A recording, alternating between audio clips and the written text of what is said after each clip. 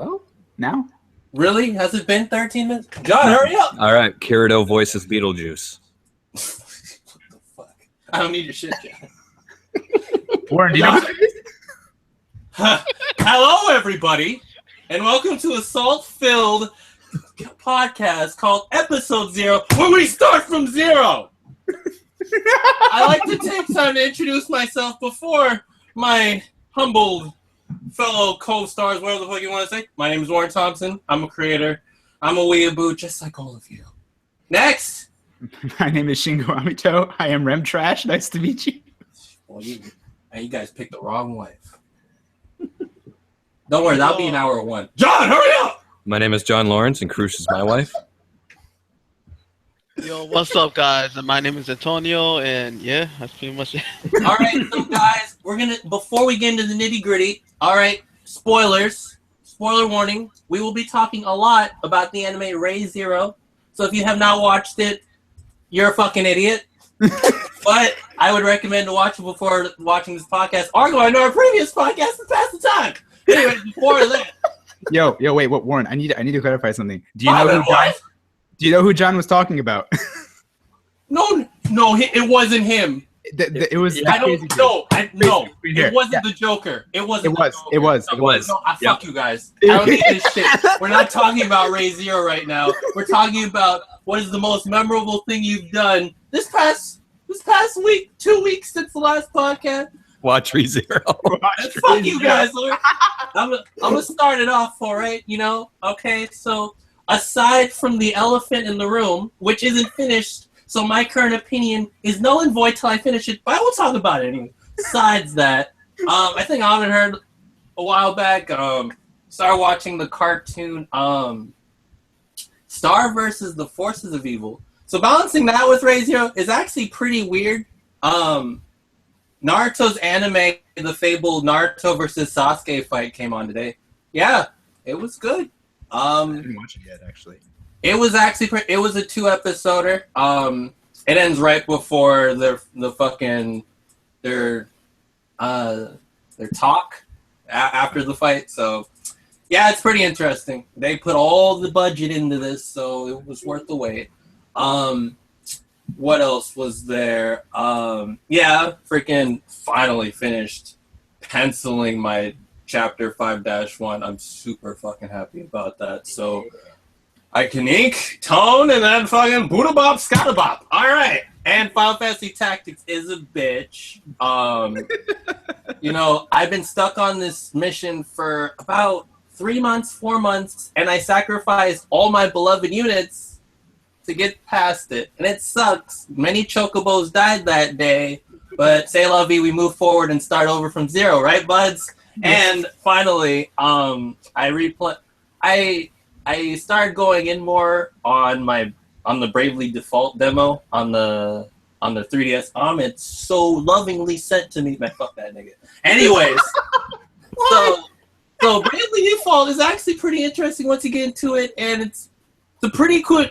Obviously, I'm gonna say what every review said. The way you can use Brave and Default, it's good gambling system, pretty good meta game you got there. You got your classes and all that, and of course my tank girl, which I don't know her name is, but she's adorable and she kills niggas. But okay, next. That's enough for me. Oh man, I don't even know where to begin. This week, what did I do that was memorable this week? Anything that comes to your head. As soon as you said that's it. So I decided to see what the hubbub was about and why Warren actually hated Cabaneri, and I watched the first 5 episodes. No, you didn't! Warren! You know my podcast. I'm deleting all of you off my friends list. The greatest piece of trash I've ever seen. I hated him from the get-go. How do you even like this woman? You went to 5? Yeah, I went to 5. No, it's because I love Mume so much, and she betrayed my trust by being a shit character. Well, I mean, she was from the beginning. You guys give that show too much credit. No, if you have Chun-Li kicks, that's the way to get into my freaking shallow heart. But did you get to the part where she cut her hand and Buddha Bop her blood to his Buddha Bop self? Ayame, where she cut her hand and they got fought. Okay, Jin and Mugen's fucking zombie nigga. Okay. Keep going. Oh, but did I start it? We have a podcast. Oh, and I also rewatched episodes 19 to 21 of ReZero 3 days in a row while I was going to class. And I read a couple light novels, so that was a good experience. I read the No Game No Life light novel, volume 1, and I read The Rising of the Shield Hero, which is another good series. And I went to Wendy's for the first time in 3 months. No, the first. Oh, I thought you said first time in your life. I'm like, damn. God damn. All right. Okay. I have a really fast question. Is your Wendy's good or bad? It's decent. I wouldn't say it's the best. Okay. What did you get? What do you usually get when you go to Wendy's? A cup of chili and a Baconator. You're one of those people? Mm-hmm. Okay, no fries on it? No fries. Dang, I know you a savage. All right, John, Tony, I don't care. Come on, hurry up. I'm reading the Harry Potter Cursed Child. It's pretty good. I like it. Oh, I heard a lot about that. Tony, I didn't know you read. whoa, yeah. I like the little spin and what they're doing with it and stuff like that. It shows you that heroes are not made, they're not born. There's no heroes. There's just people. That's how it is. Oh no, it's good drama. Like and I've been watching The Blacklist and fuck the third season makes no fucking sense, but it still has good points. But like continuity, they just threw that shit out the garbage. I'm like, all right. And that's what happens. Oh yeah, really quick. So Iron Blood, fucking Tony, you fucking asshole. Yeah, they beat the shit out of Ultra, didn't they? Man, Biscuit, man, this nigga dumb as fuck. Yeah, I work for Tekken, bro. Nigga, you stupid. You don't know where that nigga works. He's my brother. He won't rat us out, nigga. Nigga, you dumb as you are fat, bro. Shit. Dude, it's been like 20 years. You don't know him. And dude, if I'm ever in trouble, I'm gonna call Mikazuki. He'll drive a truck in anywhere I am. That nigga was. I don't even know that nigga. You do, no. The look in his face when he's like, "Oh, who did this to you?" He's like, "Don't worry." He's like, she wasn't even trying to be cute. Those niggas. Yeah, slaughter him good. Shout out to Ultra's feet. 1 foot. 1 foot 1. You sick son of a bitch. Yo, Hey, John feels me, right? John, hey, yeah, high five there, buddy. Oh, getting the new. Anyways, keep going. Yo, when he found the shoe in the middle in the street and just smelled it, I was like a fucking dog. I'm like, I'm fucking jealous. Yeah, pretty much. Holy shit. I'm a member of Tekken now. No shit, Sherlock. He sees your fucking coat. Oh my god. Fucking, oh yeah, we gotta rebel. Anyways, we're sorry, John. Alright. finish that bad boy up, John. Oh yeah, wait, and the princess still's a fucking idiot, but yeah. Oh yeah, of course. Amazing. Raise your flag. Raise your flag. Yo, but she took that beating. She took that beating like a pro, man. Wait, what? The little girl took that beating like a pro. Like, yeah, she did. She's like, oh, this is nothing. They beat us worse than the birdcage. Oh, shit. John, hurry up. You better take it. All right. This week, I bought a shit ton of light novels and rewatched ReZero in one night, probably the 7th time now. Where is it? Shit, John, is this your G Gundam? It's my G Gundam, man. Okay, you got your G Gundam license. All right. Anything else? No, that's about it. Are you sure Also you don't want the Horizon letter? Also some Log Horizon. Because apparently Helmet did. Oh, Log Horizon. Okay. Yeah, real good, real swell. In Log Horizon, there's no like third season, right? No third season. Oh, by the way, yeah, I'm sorry, I forgot to mention that Tony saw Log Horizon as well, John. Raise your flag. He had no idea. He had no idea what I was talking about. Jesus Christ. I remember he asked me if anybody I knew had seen Log Horizon, and I was like, nope, but then I forgot that Tony had actually seen it too. But I feel the love. Because I always disagree with him. I mean, he likes Sword Art Online over freaking Log Horizon, so. Guys! Right? Is that too soon? We can't. The second No, season it's of too Log late. Horizon was not anything special though. We can't demonize each other in the first hour. Well, Warren, you're about to go ReZero on, right? Yeah, you demonize the shit out of this podcast. Am I? If not, we might as well close the podcast now because we have nothing to talk about. Yo, okay. Fucking shut up. Okay, Tony, hurry. Yo, Prima, do you see the whole second season of Log Horizon? No, I'm only on episode 14 of season Okay, I can't talk about it. Never mind. Sounds good. Yeah. I meant knows what kind of rant I was going to go in. Yeah, but I do. I disagree with you though, but that's besides the point. He disagrees with you, but that's besides the point. I'm gonna write that in your. By the way, Betelgeuse is voiced by Kirito's voice actor. Just letting you guys know. I don't need to hear this shit again. 110% factual. I don't want it. Okay, so, all right. I'm trying to hold this back as far as possible. Hey guys, did you know that One Punch Man season 2 was confirmed? Yeah. Oh, yeah. Yeah. Madhouse again too. Yeah, Garo and holy shit, yeah, Garo. Anyways, shit, I don't care about anything else right now. All right. So I wanna start this time. Talk about Ray Zero. Start back. Really? I wasn't expecting that. Start back from fuck you, John. Drinking guard 3 looking ass. All right. So I'm gonna ask you guys if you can put it relatively short. Why do you like Ray Zero? We're gonna talk about it, of course, in bulk today. But give me a few words that you can summarize it. Why you like it? Cricket. trying to think here. Yeah, to be honest, You gotta hit him with the teaspoon, then hit him with the tablespoon. Give me some teaspoon of cinnamon. I can make this work. oh my gosh. There's 2 layers to why I like it. The first layer is the characters. I'm very, very, very in love with the characters of the show. And I have to say that didn't happen immediately, but just because of all the quirky things they do in between plot points in the episodes, like I just really felt at home with them after a certain point. And then the other thing is the world and how it serves to sort of enhance the characters, because it's almost like the show forces you to know the characters before it starts introducing parts of the world. At least from my viewing experience, that's how it's been. And both those combined really made me enjoy the show for what it is. There he goes with a very intricate answer. I'm just going to be extremely shallow. Hashtag very related. It's very relatable to me, and like it just hit me in all the right spots. Made me cry real good. Made me cry like a little bitch. And also, I really love the characters, and Subaru's my favorite. He's actually, I would actually go so far as to say he's my favorite protagonist of all time. So Carman is your favorite? Carman, yes, absolutely. Okay, so I'm gonna diverge from this point a little bit, so Tony can hop in whenever.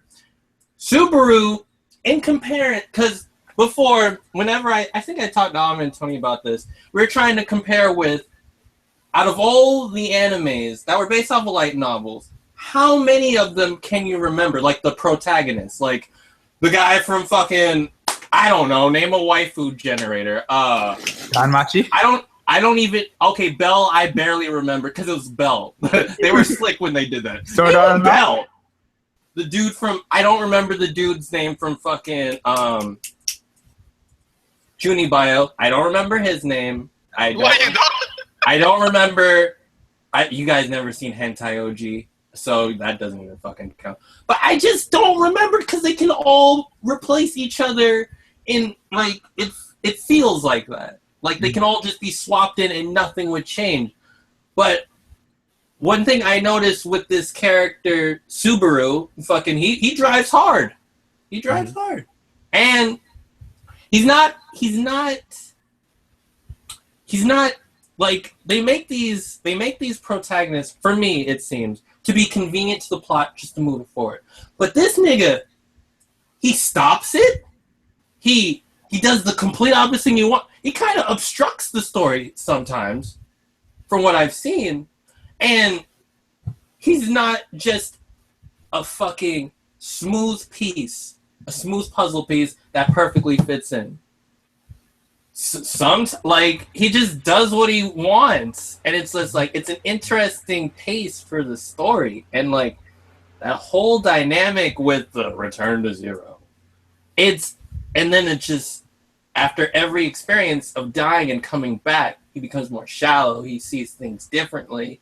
And the character you saw in episode 1 is completely different from what I'm seeing now, or relatively. And when he does show like hints of that, it's because he's faking it. And he's openly said that. And that's pretty relatable to me. Like John said, relatable, magic word of the day. Because, like, we've all been there where we try to hide our pain and we try to act the way people see us as. Like when Rem says, you don't know anything about the version of Subaru I know.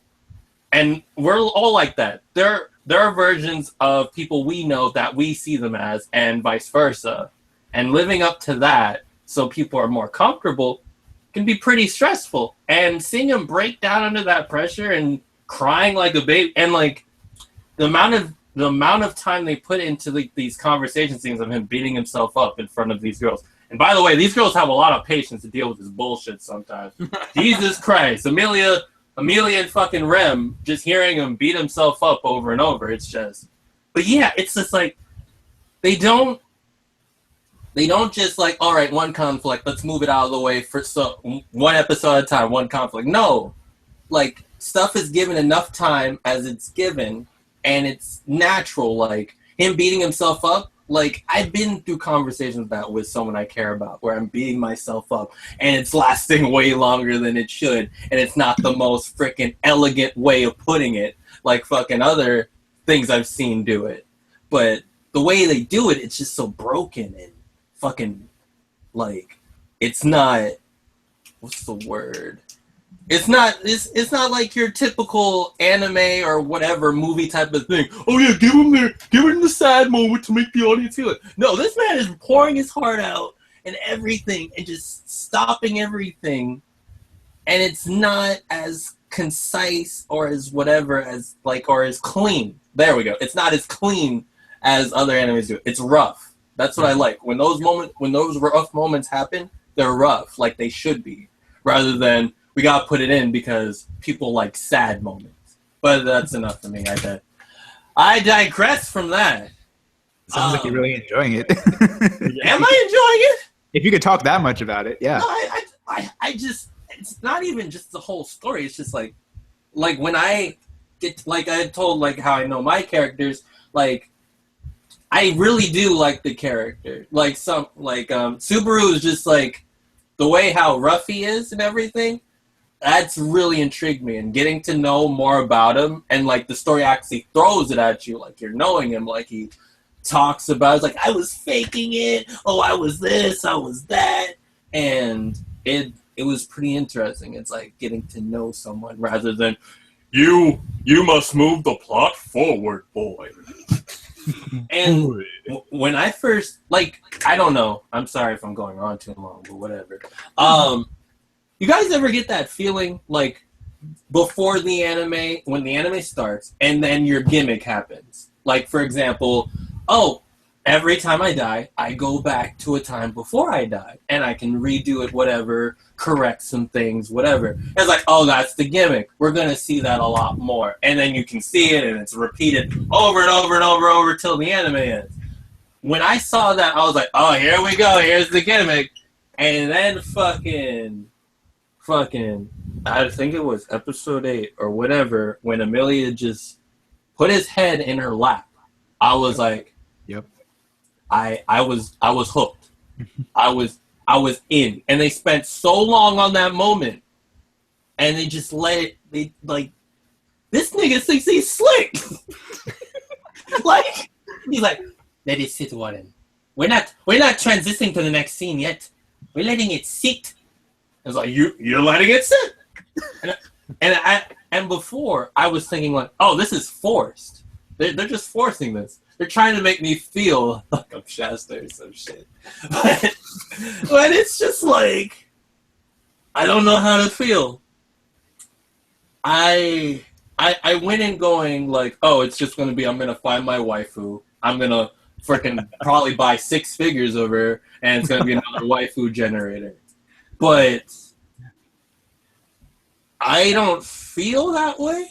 Rem is great, of course. She's a wife. She's not even a waifu. She's a wife. Yeah. When she said, "Oh, if we're gonna talk about the future, we could have kids. With your ideas, we can open a shop, whatever. And then I'll die. I want to be the one who dies first, and our kids can watch me, and then you guys can look for like bitch. This isn't anime anymore. Yep. This is some real shit. Mm-hmm. How old is Rem? Jesus Christ! Shit, this bitch talking like she fucked hundreds of guys.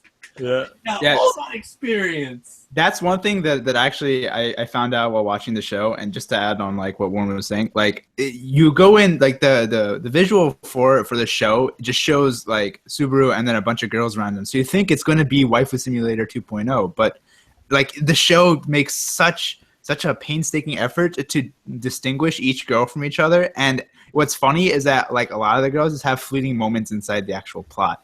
Like half of them aren't even really relevant. They're just there to be introduced. And like the two that really get the development are I believe, Rem and Amelia for the most part. From the visual, I should say. And that's great because it completely breaks the expectation you have of the show when you go in. And so eventually you start realizing, hey, I'm actually in for something different, something new. Yeah. And it's definitely like when I was saying earlier, like he's rough and like he's not the only cog in the only part of the machine that moves the story forward. Yep. That part when him and Amelia were arguing after he fought fucking purple-haired Barrage Knight, fucking whatever the fucking Julius. Fucking Julius fucking Buddha Bob Caesar or whatever. And she was like, okay, you say that you're helping me, whatever, but you can't keep a simple promise. Stay at the hotel and whatever. You couldn't do, like, you say you're helping me, but you can't do what I'm asking you. And then when he broke out, it was like, you owe me so much and all this shit. I was like, oh my god, it's you know who. Oh my god, holy shit, no, I cannot handle this right now. You cannot be named. Like, okay, don't get me wrong. Re:Zero is not the best anime I have seen. I have not seen all of it yet. But damn. It's a good show. It's good. Fuck. Fuck.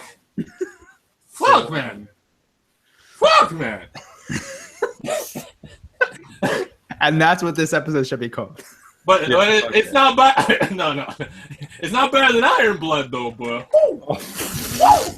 Oh my gosh. Jesus Christ. I'm sorry, man. When he picked up that little girl, it's like, but they'll laugh at you. I don't give a fuck, nigga. I'm getting some pussy tonight. Fuck.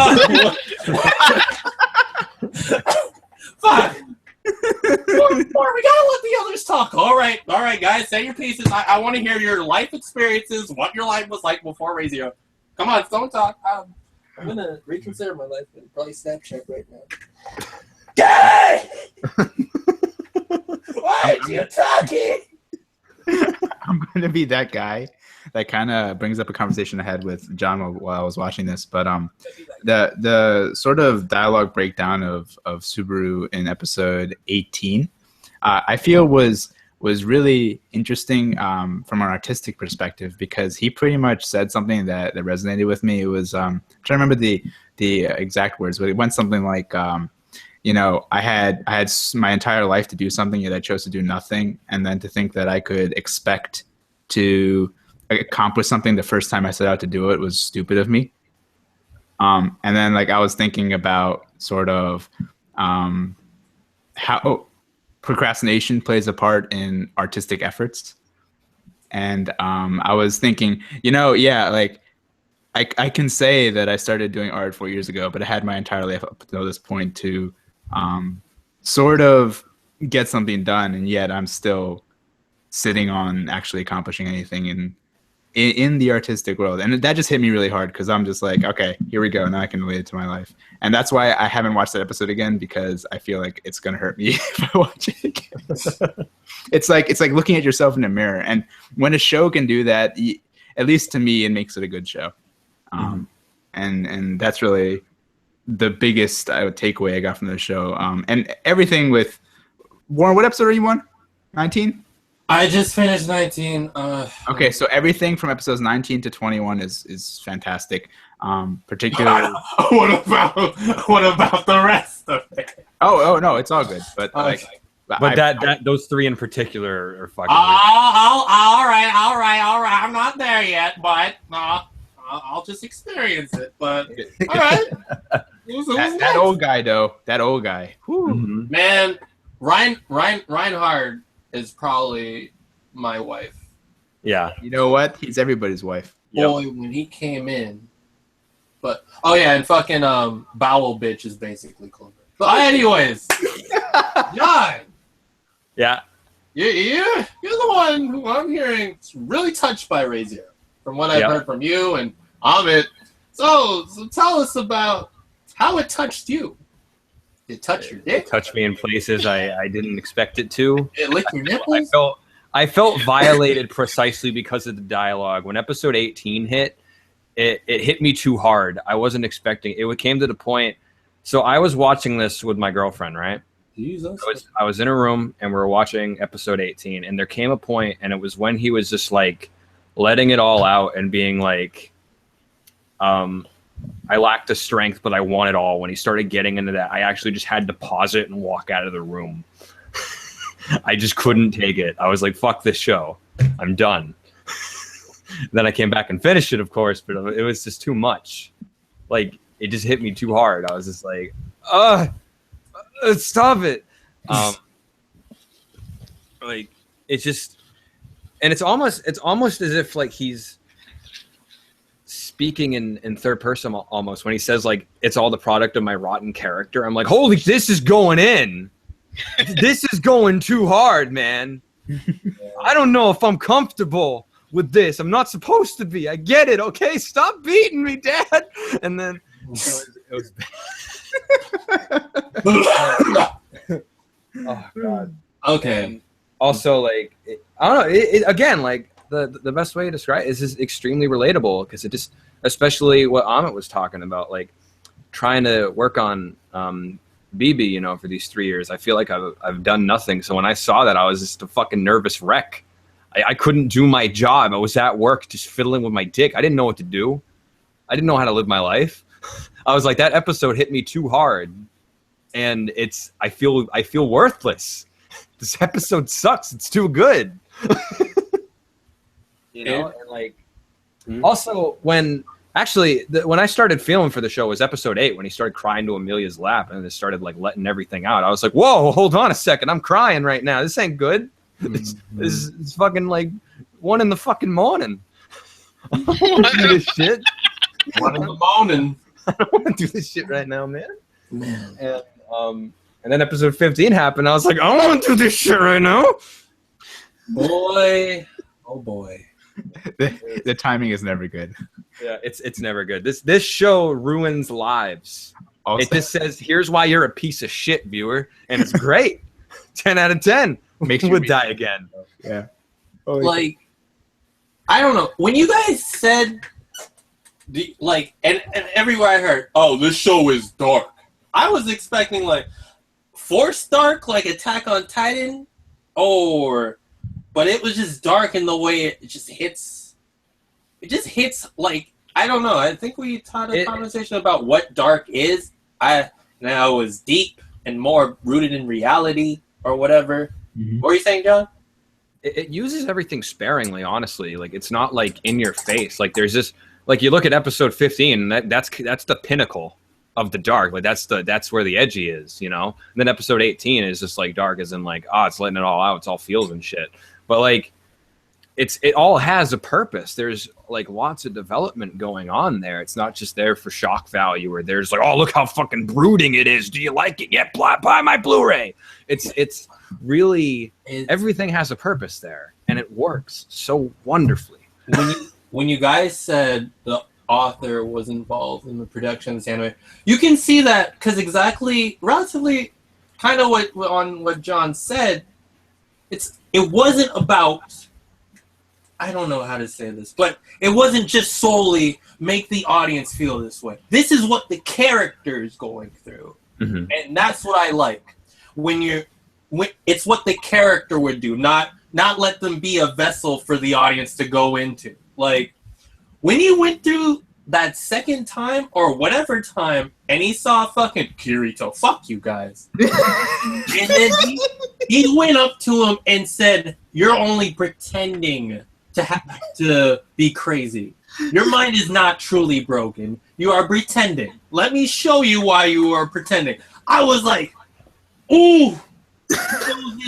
He goes into this life again. Like this brand new life after getting Buddha scooped so fucking hard. Just like vegetable. And Rem is like, it's okay. She's just living like normal, and she just carts him around. He's like, like a fucking zombie and shit. And he's like, I was like, I don't know how to feel about this. He's not gonna try again. He's just giving up. Okay. Wait.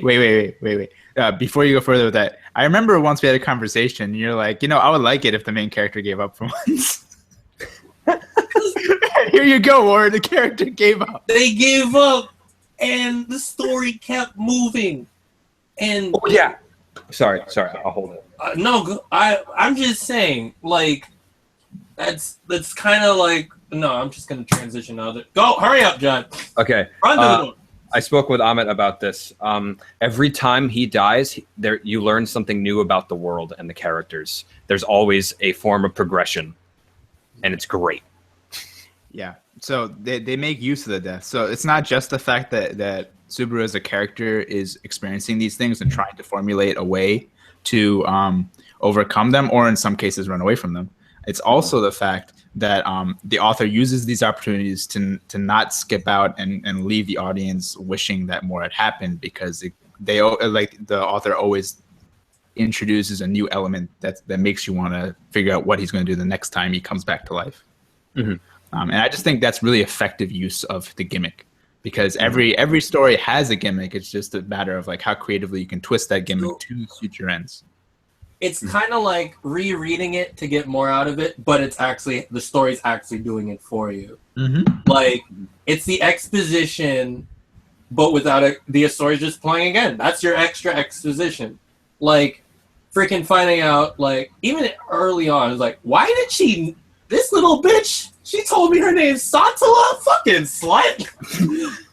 Bitch calling herself the fucking Hitler of the world and shit. Like, not what I mean to her. Oh, I'm finding out her real name this time. And, yeah, what? No. That reminded me of the scene, like, after, like, the first 4-episode arc, and freaking, like, he's like, you owe me. Tell me your name. Right? So, really quick, I'm going to try to word this as best as I can, but to kind of diverge a bit, when we're talking about stories where it's only the main character really driving the story, and like everyone else besides them is just like, yeah, you just do it. We're just here for aesthetic. Like, do you guys prefer stories like that, or do you like stories like kind of like this? Well, you guys eat this shit up because you like it a lot. Where the story keeps going on regardless, and it's more about, I wouldn't just say the world being the main character, but I don't know, just like, it's kind of like what I said with how I'm trying to write my story. Dead Star, it's like all the little details, everything can be used to push the story forward, not just the main character, because then how basic of a character do you want to make them so that everyone likes your story and it's a profitable story if you're doing it for money? I'm not, so I'm gonna make him a fucking trash baby. So really quick, how are you guys going to handle your main character's relationship with the pacing of the story? I'm very much a fan of the latter. So I don't like my main character driving every event in the story. I like it where he or she plays a role, but isn't necessarily the deciding factor in what happens. So if they were to quote unquote die, it's not like it would affect too much the events of the story. That being said, I wouldn't want the character to die because I think the main character is one of the least used vessels for, I guess, doing something creative with the story. I feel like main characters get glossed over a lot because they're supposed to be generic, and people always say that they have to be like a way for the audience to get into it because main characters is what the story follows, quote unquote, or at least their experiences through the world. But in my opinion, I think the main character is the place to be the most creative, and you can utilize support characters to do that role. That's just my view on it. And of course, doing it is a completely different thing. I think doing it is a little bit tricky because I don't do it. I'm not at that level yet where I'm actually creating a story. I'm still working my way up to that, but I think that's how I would go about it. All right. Anyone else? Me personally, I don't know how to answer that question, for the fact that like my story is pretty simple, and for the fact that there's so little bit of characters actually has a key role in my story, so I can't answer that question. No problem. John? Yeah. It's interesting because I have two leads, but neither of them actually are the deciding factor in a lot of the plot points. A lot of the plot points are decided around, not around them. They're just kind of like going along with it. They're a part of the transition, you know, but they're not the actual cause of it per se. Okay. So, which is really tricky to write. I can imagine.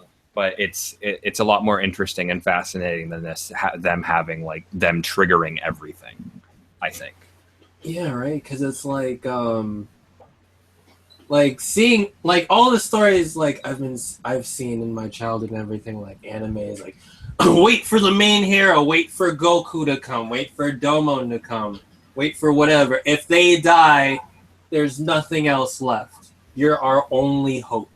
What if they do die? Earth is destroyed, or whatever fictional planet this story's taking on, and it's about a new beginning or something else. Like, I rarely do see stories like that where it's just like, just because it ended in one avenue doesn't mean there aren't other roads to go in the story. Like, if Naruto died, Rock Lee became the main character, how would that affect the story? Or Kakashi, or whatever, or freaking. Oh, well, it kind of happened with Attack on Titan because we were like, wait, what now? I'm scared, Mom!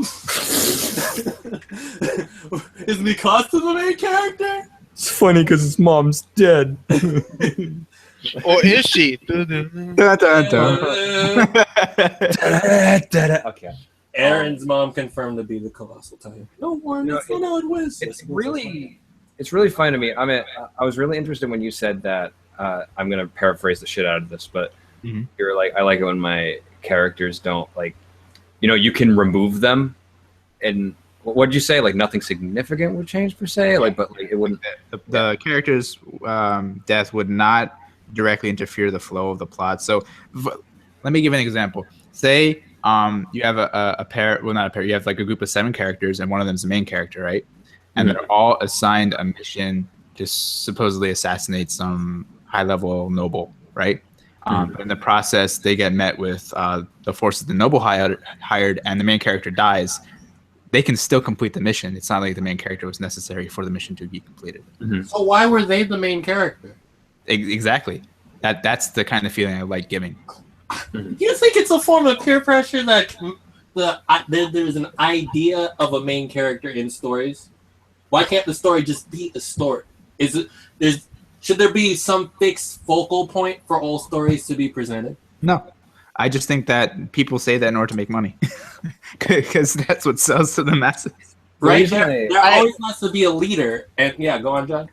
The reason I go back to that, why I mention that, is like a lot of people consider that like I've read a lot of articles where it's like, you need to think about it this way. If you can take your character out and nothing really gets changed or anything, that's bad writing. And I've always disagreed with that. I've always thought, like, why does it have to be that way?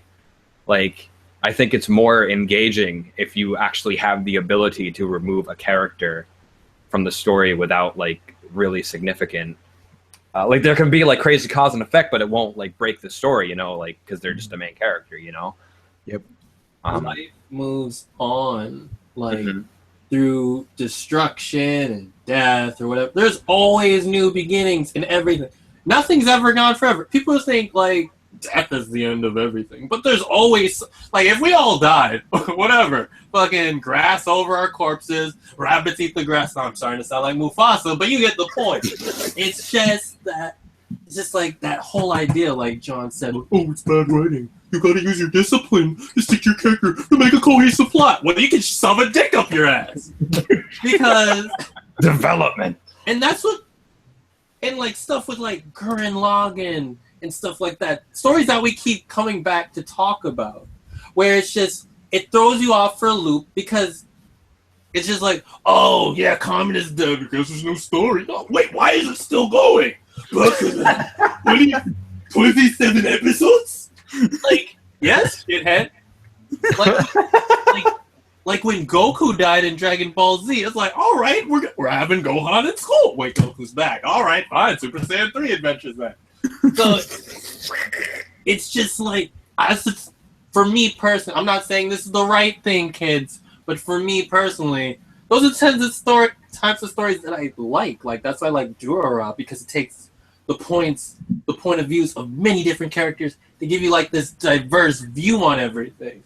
And going back to Ray Zero, like, yes, Subaru car nigga is the main character, so to speak, but his different perspectives and everything change over time. So I don't know. I would say, oh, he becomes multiple characters and because he dies and comes back to life, but that his perspectives and his changing views on the world and how shallow he says he's become and everything, like how he bounces back up, like to do that with one character, still keep me interested. That's pretty good. Mm-hmm. That's a pretty good one. Wait, I do want to say in the whole thing about why they make stories with the main character. Yep. Don't quote me on this, and I'm like playing devil's advocate. Oh, we're writing this on your grave. Yeah. I think the reason why most of all these stories have a main character is just to dumb down the story so people can follow it, because a lot of people are not really into complicated storylines and whatnot, like Game of Thrones and whatnot. It has its niche audience, but it's not worldly popular. The stuff that are worldly popular are the main character driven story because it's just simple to follow. Also, a lot of people do, myself, like a underdog story, like someone you could get behind and root for, and I think that's why they have like main character stories most of the time. Yeah, I get That's fair. that's a good one too. I just don't want people thinking that is the way to go. Like what John told me a while back why he likes Ray Zero, and we had a few podcasts talking about this. Stories for how you are feeling in life, like where you're at now. Like if you want a story where you want someone to root for, someone to inspire you, and you just want to watch them go from the bottom to the top, then write a story about that. Don't look on the internet and be like, well, the true recipe for complex and true pork. You have to have a complex series of events. You can kind of call it a 4-act structure. No, we don't do that shit around here. Oh, did I insult someone? I'm sorry, asshole. Anyway, I apologize. Kraken's been unleashed. Holy crap. I do want to say, like earlier, for me, like the main character question, I couldn't answer it for the fact that like my story, one of the inspirations of it is when I was little, I used to sneak out of the house with my sister and we would just walk around the neighborhood and stuff like that. And by doing that, we saw like, grown-ups using drugs, dead people, and a kid fell down through the roof of his house. I broke my leg out of climbing a tree. But the thing is, like, we escaped the house and the world was going on and we were just looking at the world. These events were just happening. and that's my inspiration for the story. So I don't know if the characters are actually making things happen or just in the wrong place at the wrong time. But yeah, that's a good. That's really interesting because I was thinking a lot about that myself this past week. Like, that's what I want. I want the world to be its own living thing, like its own character per se. It doesn't have to be the main one. Just make it lively. Don't have it just an empty, like, you know, one of those in those children's plays where they have the freaking wooden wall behind with the painted mountains and the trees and the sun with the smiling face on it. No, have it its own moving thing. Because while we're having this podcast, things are going on. People are experiencing their lives and all these different things. We're only part of this one small thing, or you can think about it from your point of view and think how vast your imagination and how your consciousness is. And then this whole world is surrounded by people immersed in their own consciousness like that. That's pretty fuck, man. Once you think about it, it's pretty broad, man. And yeah, definitely. And that's what I want, a world like that where anything can happen. Like, it's not just, for me personally, it's not just, oh, if Luffy dies, One Piece is over, right? Like, oh, if Naruto's Hokage, Naruto's over, right? No! Keep it going. Yo, if One Piece dies, they just stretch them up and use them as a flag. Dear God, I just imagine as I fucking said that, just Luffy dies and then the whole world just inverts on itself and shit. Like, yeah, dude, I'm like, don't get me wrong again, kids. It's not like I don't like stories that have been doing the formula we've been all with for years. I love G Gundam. I love those shit. I love waiting for Goku to show up to punch Frieza in the balls. I want Saitama to come up and beat up Boros with his fucking maximum punch. But when it comes to my own things and where I'm at, I want something a bit more. I want something where my mind can be invested in so many different paths rather than, oh, maybe Risu has a nine-tailed fox in him. No, a nine-tailed squirrel. Perfect. Done. That'll be the plot solver for everything. I will say, Saitama, it really, One Punch Man really changed, like, opened my eyes. And it's just, I don't know. I feel like a hater for not showing that series a lot of love. I mean, One Punch Man, he is literally, if a real life person was in the middle of an anime, he's like, this whole thing is stupid, retarded. Why can't we just get things done? And it's a real person was actually in an anime. That's how Saitama acts like. Yeah, it's so refreshing. Or it's just, yeah, I don't know. It's just, yeah, we said that exact same thing in a previous podcast. Like, Saitama is just watching everything happen, and he's like, why are we having this super bummed meeting? Can I have some tea, by the way? Like, like fucking, he just, niggas getting their blood sucked out by fucking hot vampire mosquito seductress, while Saitama's like, fucking mosquitoes, what the fuck, man? Like, it's just, the world's still going. There's two parts of One Punch Man. The world going on and Saitama's world. And that's what makes it funny. When they collide, and Saitama's like, the grocery store, I can't go anymore. Like, it's closed. No shit, Sherlock, the world's destroyed. Oh, like, that type of dynamic is one of the things that I really like One Punch Man for. And even with freaking Prison School. The way they concentrate on the most minor of details for the smallest things and make a whole arc out of that. I could say a shitload of examples, but there were too many. Like in the newest chapter was, oh, the bear sees our newest possession. Oh my god, fucking, or the fucking freaking Kiyoshi looking at Hana's vagina. Sorry, children. And it's like, should I kiss it? Is this what I should do? I feel this is my instinct. And that went on for a chapter and a half. I eat that shit up. Like, not only that it's about the characters, it's about the stupid shit that happens and the stupid shit inside the stupid shit. It's like one of those Russian dolls. You're constantly pulling out crap in the fucking smallest of situations. And that's what it is. Meta. That's what fucking prison school is. Meta as fuck. Yep. Meta school. Prison meta. Okay, so yeah. School, yo, tears came out my eyes when he broke that figurine. I still that took so much like endurance that I can't even muster. It's like you're like, oh, this is a character I could relate when I can't relate to him. I don't have the balls to do that. I was like, yo, this guy's a true hero. Fuck One Punch Man and shit. Did all of that. And yeah, it's definitely nuts. So I'm curious, why does Digibro not like Re:Zero? All right, I'm gonna. Oh boy. Paraphrase, or are you gonna? You know the exact. Paraphrase. Well, I know the exact tweet. This is. I guess I'll start with the one that gave me the most. Oh, it was a tweet, not a video.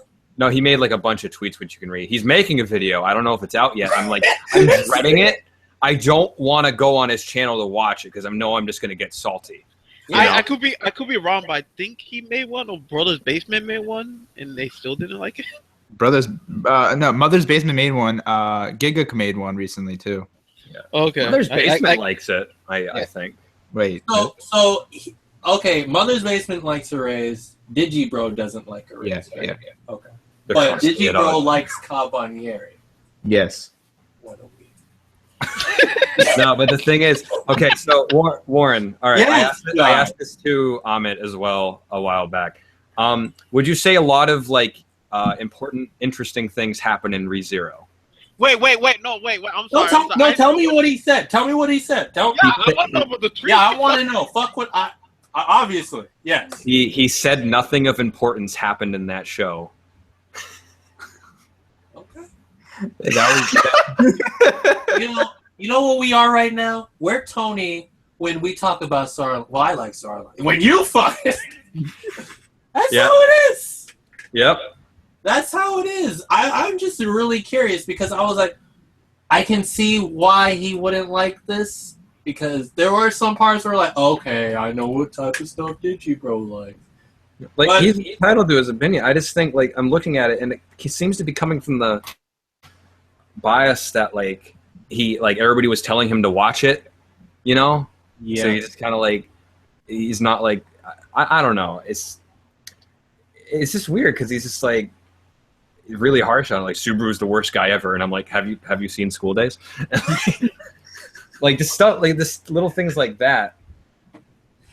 And that's another thing with main characters. Like people think, oh, main characters are supposed to be likable, whatever, or at least cool. If they're a serial killer or a fucking bounty hunter and they kill people for living, at least make them have a few slick one-liners. What if they don't? Oh, they're a shitty character. This story instantly fails, and it's really, it sucks, but this is why we have truckloads of generic stuff for everyone to consume because that's what people like. People say, "Oh, I don't like generic things." Then why do you have G Gundam under your bed? Oh, well, you see.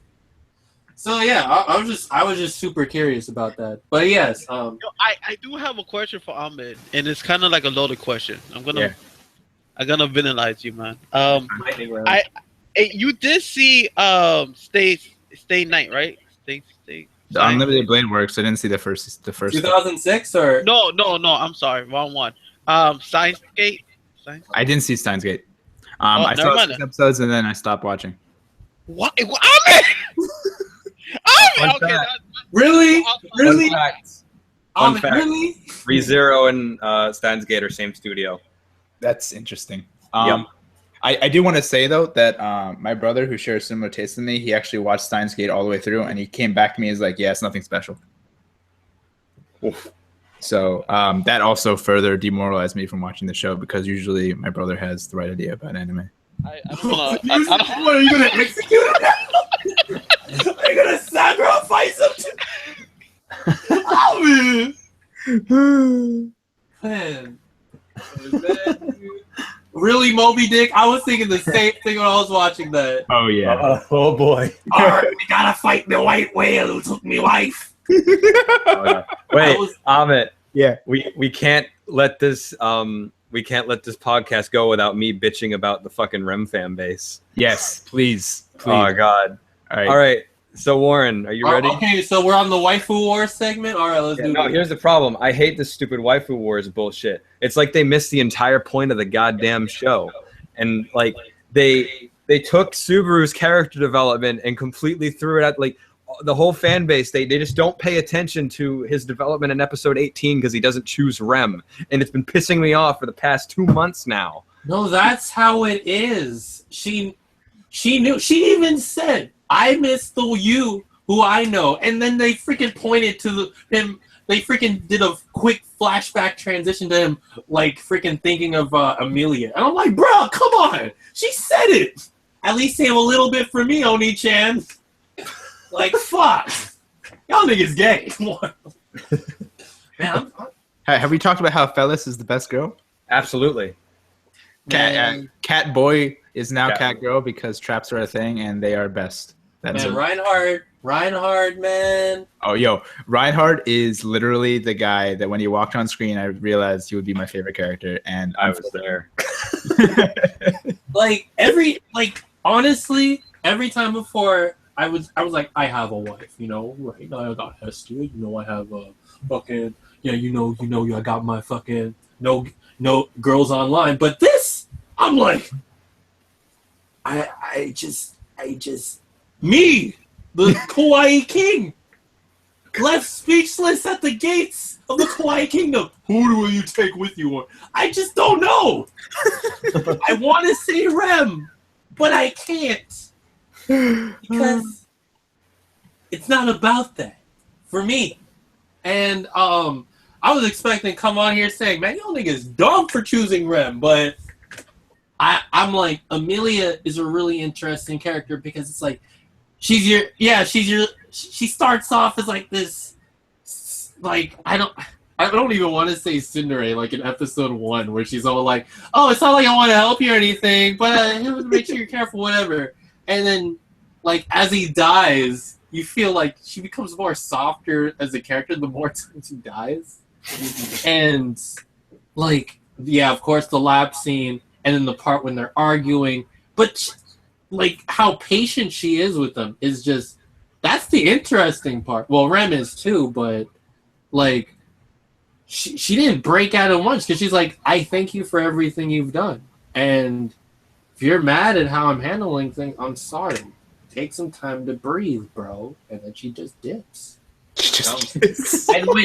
And when he comes back to see her, when everyone forgets about Rem, which I'll probably find out about later, but and then she's like she treated you whatever. She's like she loves him unconditionally. I wouldn't say pairing wise loves him, but it's kind of like how a mother's love. But I could be sound dumb as fuck for saying this when I see the last one. Oh, did you see the episode where they fuck? Well, that throws my Death Star out the window, or does it? Anyways, I'm just like, they're not waifus. They're just characters, but they're cute girls too. So it's hard. And then there's Reinhardt. Then there's Clover, cut out your guts wife, and I'm like, shit. You girls aren't just standing on the side saying, Domon. No! You guys go hard in the paint, doing what you guys want to do, for what you want to do. Like, Rem's like, I gotta handle my sister's shit, alright? She lost her horn, I feel bad about it, so I'm gonna move forward. Ram, she's like, oh, my horn's gone, but whatever. C'est la vie, I got wizard dick now. Fucking Amelia, I'm gonna be king, motherfucker. I'm gonna be king of the pirates. And fucking, oh, don't get me started. Felt. Oh, shit. But that's besides the point. I could go on about wives all day. See, and Warren, this is exactly why I decided to do a group shot for ReZero fan art instead of picking one character. I couldn't choose. Dude, I'm just like, because I saw all of Rem, and I'm usually with the pics of gods of old. Whenever they post fan art, I'm like, if I see this anime, I will probably like this girl. And this was one of the few times they were wrong. I was like, she all right. She all right. But Oh, you didn't like Rem, I do like Rem. but you just said you didn't. Look, I said she all right on it. But that doesn't mean like. Being all right doesn't mean like. You're Like for real me. hard. Oh, Amit, like for me is having 6 figures over on your shelf. You don't want me to like it. My wallet doesn't want me to like it.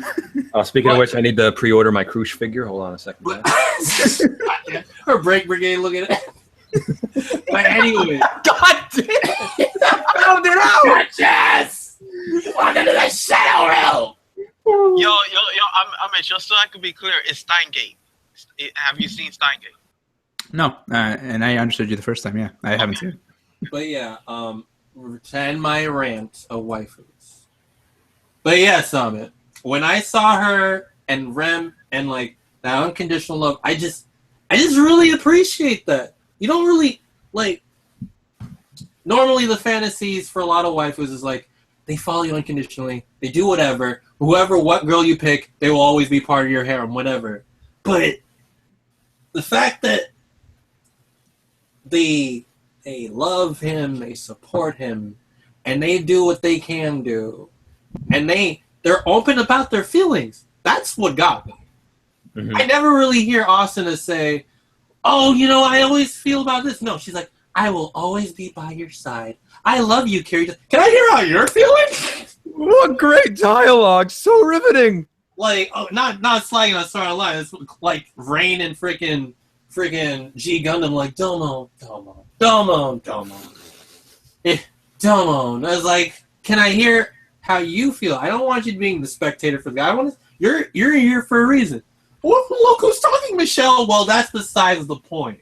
She's dead. She had her time. She failed. But yeah, who wants to say something? Wait, John, did you see Steins Gate? I watched like the first half like a long time ago. Yeah. I did. Real quick, Tony, do you have anything to talk about? Because you. No, I'm done. I'm disappointed. It's fine. Okay. Yeah. No, it's fine. You can stew in your disappointment. We're gonna keep. I know what to bring up to Warren actually. So, wait, what? Just go for it. Okay, so Warren, wait, I think Ahmed was gonna say something. Someone say something. We can't have dead air time. I'm good. Go, John. Okay. So Warren, so you finished episode 18. So you know how it's like we're gonna start from 0. Yeah. Oh, I cringe. Hold on a second. Wait, what? Wait, what are you doing? Give me 1 second. Well, anyways, this podcast was brought to you by DigiBro. Please like and subscribe to his channel, but fuck it. Oh my gosh. Anyways. It has been an hour, by the way, people. Has it? Yeah, we started. Right, got it. Amit. I'm here. Amit, real quick. I caught you, Amit. I checked the episodes. A lot of these haven't been making an hour. So we're going to do equivalent exchange. What are you talking about? We're going for an hour and 7. Are you serious? Boy, I see 59s, 58s, 54s, but I never see an hour. You aren't looking hard enough, obviously. John, what is it? Hurry up, man. Okay. So I start from 0. Okay. So that's the end of the prologue to the actual story. Episode 18 is the end of the prologue. I can imagine. Yeah. The story's fucking huge. When you guys said there's more, I'm like, okay. Yeah. Yeah, the author planned 11 arcs of the series. This is all information from John, by the way. And apparently he's on arc 7, and the light novel is like just up to arc 4. So we have, I think, maybe like 2 years of waiting time before the next season comes out. Mm-hmm. Without spoilers, the anime ends almost after arc 3, right before arc 4 begins, and arc 4 is bigger than the first 3 arcs combined. It's fucking huge. Hey, you can tell this man loves to write, man. Oh yeah. Oh, yo, John. Yeah. What's up, buddy? So you read the light novel then, right? The only one light novel's out right now in English. Okay. Does the anime follow the light novel? It is the best adaptation I have ever seen It is perfect, one by one. Amazing. Actually, episode 18, the dialogue's word for word. It's perfect. Okay. But yeah, like, I mean, like, there's things that you can't take from the light novel and put in a show. Like, it just wouldn't adapt right, obviously. No, it's cool. But in terms of, like, making the perfect possible adaptation, they fucking nailed it. Yeah, like It's great. like what people say about JoJo. Okay, I get that. So yeah, definitely. Yeah. So people watching who are mad about Rem not being chosen, there you go. You have plenty more options to indulge yourself in. Yeah, exactly. Stop missing the fucking point, you fucks. All right, I'm out. Maybe I should stop talking and get in the salt party. Well, I mean, and here's the other thing. To Rem fans out there, you got to read between the lines. And I can't say it. Warren, spoilers. Please watch Ray Zero, Warren. Tune in for next podcast after Warren finishes ReZero. It's okay, guys. Brought to you by Bereavement Incorporated. Okay, so I could have sworn that. I mean, you didn't want to say anything. What? Was there one thing you wanted to say? Don't want me. No, because I'm waiting for you to finish the series before I have a serious discussion about this. A serious? I feel offended. This was just child's play. I'm not serious. Just like how ReZero took 18 episodes to get to the prologue, this is the prologue to the real discussion. Oh, I thought you said ReZero for a second. I'm like, don't do this to me. Yo, okay. Is it 22 or 26? 25. 25. Yeah. Kill length, basically. So there were series about this. Okay. Yeah, when the 25ers, those are the ones you want to watch out for. Yeah. If it's 24, it's not worth it. Those Tony. falls with the 13. Yeah, go on. A really cool thing about this show is they take out the opening and endings, and like they at certain points, sometimes they don't play the opening, sometimes they add running time to the show. So like episode 18, for example, it has no opening and ending, and it runs for a solid 25 minutes. And it adapts accordingly to what needs to be adapted. I know, redundant, but like they make sure they get everything they need in, you know? No, that's cool. Yeah, absolutely. I'm Especially actually since the writer's on board for everything. He stopped working on the web novel and light novel in order to make sure the anime adaptation was perfect. Okay, do you guys actually think this is actually going to come out in Cartoon Network? Good question. I don't doubt it. But the thing is with Toonami that kind of irks me. They I don't know why, but yeah, obviously because of scheduling, and they cut like the openings and endings in half. Yeah. So they're like, raise your flag now for Gundam. Like One Punch Man. Oh, that they do One Punch. I was like, so Genos, how was your day? I was like, come on. If there's shit after the credits, you're not seeing that. Like, boy, you ain't. Dimension W, there was an OVA at the end of that shit. Nope. Yeah. Oh, that's gonna be really bad for ReZero because there's tons of end credit shit.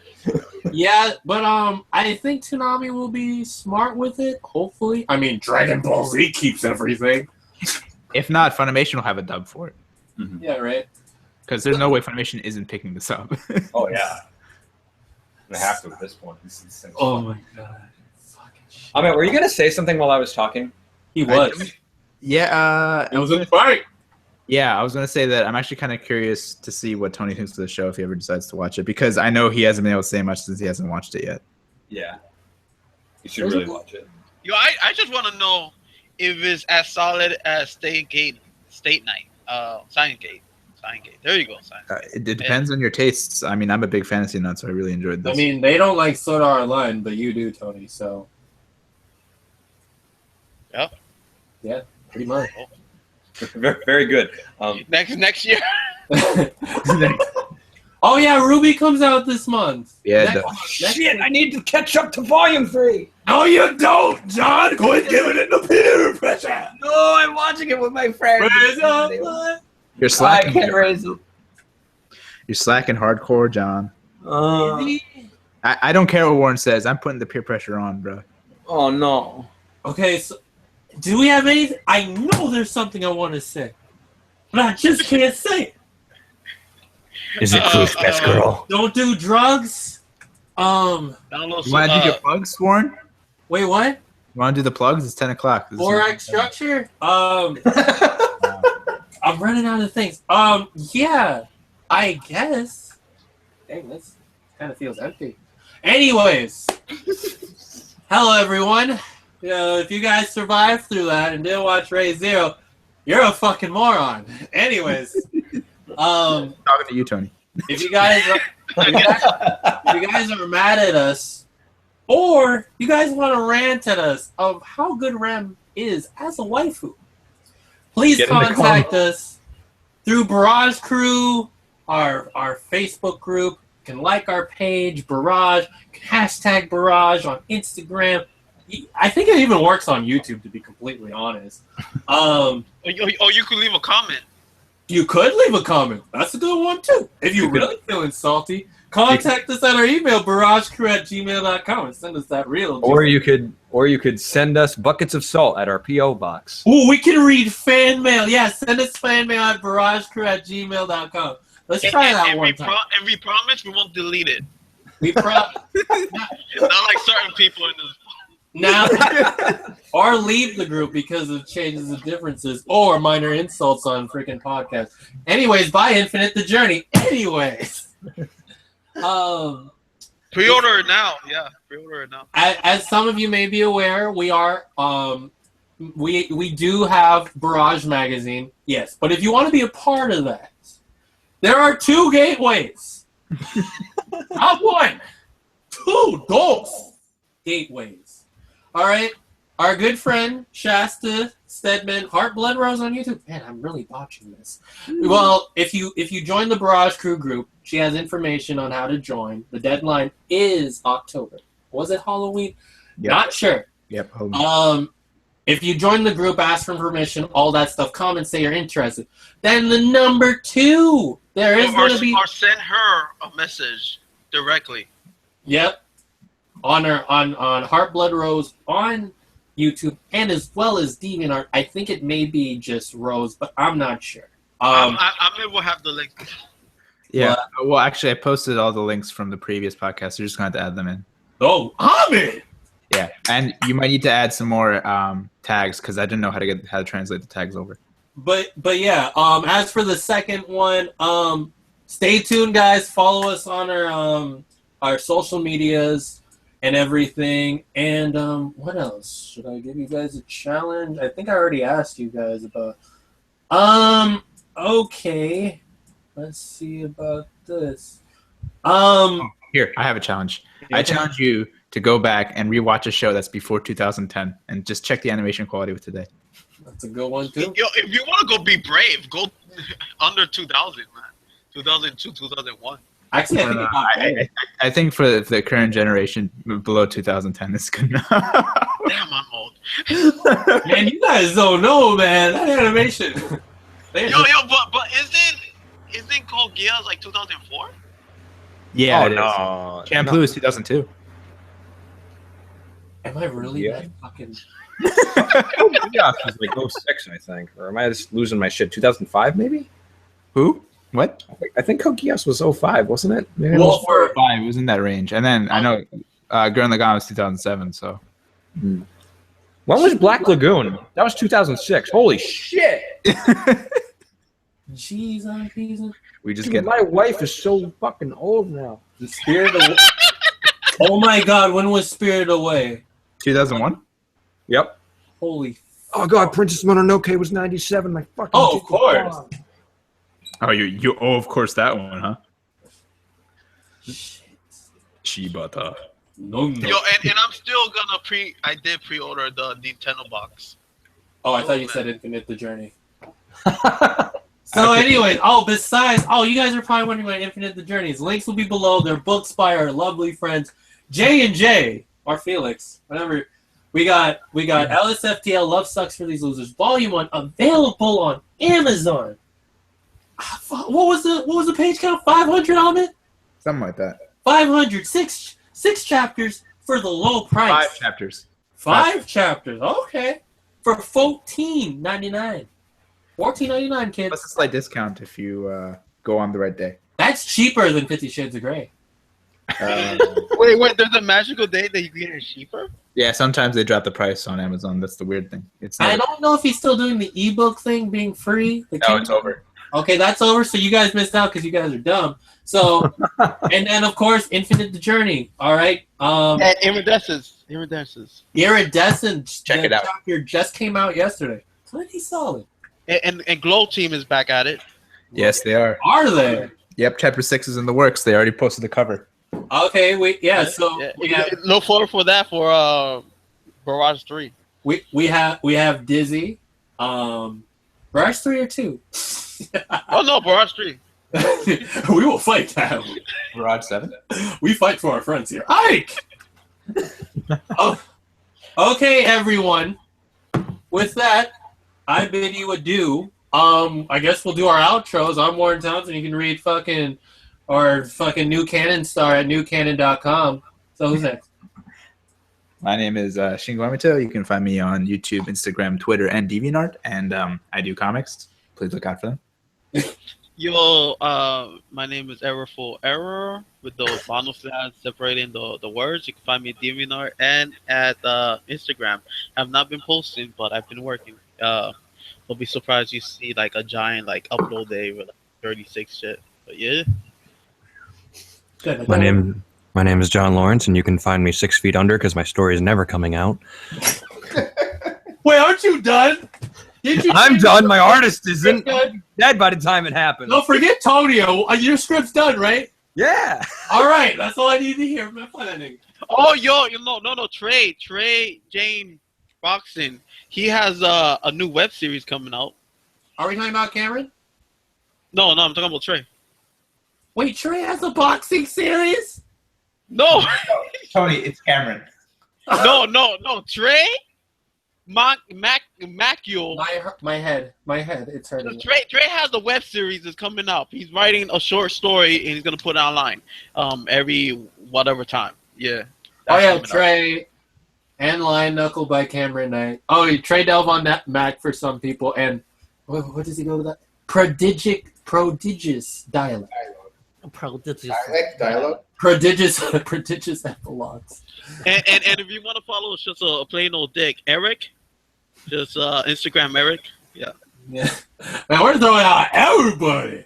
By the way, Eric doesn't go by that name. Oh, if you guys want to get whooped in Pokemon Sun and Moon coming out in the coming months, you guys can add me on Art of War 5 on 3DS. So I can beat that ass. And if you want to be part of the tournament we're going to have, you can join the Barrage. Every member of the Barrage is going to have a Sun and Moon tournament. So if you want to win cash prizes. Yeah, who's providing these cash prizes? By Jake? cash prizes, we're talking about Rembucks and J-Cents. Now available at your local asshole. You'll get some 4-act structure pamphlets. 4-act Rems for everybody.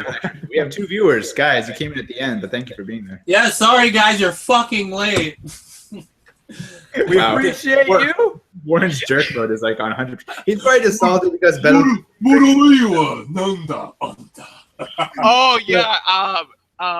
Leonardo, whatever, his tank is going to come. Islanders Volume 1 is also coming. Yes, it is. So you could be disappointed on that. Whoa. Also part of Saturday AM. The reason why we all met each other. Well, I don't know about John. What kind of John? If you connect the dots, read Portuguese, it leads to John. Why Portuguese? So for people who missed it, don't listen to the podcast if you didn't watch Ray Zero. But if you did not and watch it anyways, I'm not accountable for the sins I've committed. Baka. Well, okay, but who's waifu in that series then? Because I know there's. They're all pretty much waifu. Like I can see a case for any character in that show being waifu. Let me. I mean, I've seen them all die. Anyone who dies, potential wife. I've seen them all die except Clover. So I guess. Yeah. What, Tommy? Can anyone take a beating like the little girl from Iron Blood? What? Boy, I don't know, Tony. Airs. Rem can take a few hits, but she's got that self-regenerating shit, so that's kind of cheating. It's still pain, though. Man, really quick. about Naruto, man. They went fucking. They did this John approved panning shot of them zoomed out, and like the sun is going down, and they're just trying to beat up each other, but they're so tired, so they're just nudging each other like newborn kittens. And they're falling in the water and tumbling over each other, and the camera's slowly zooming in. And they use the original soundtrack from the first Naruto series in there, so they really want to pull your heartstrings. Fucking assholes. John approved. All right. Yo, Ahmed, Yeah. hit the button. Peace out, folks. Have a This good of mine night. is burning bullshit.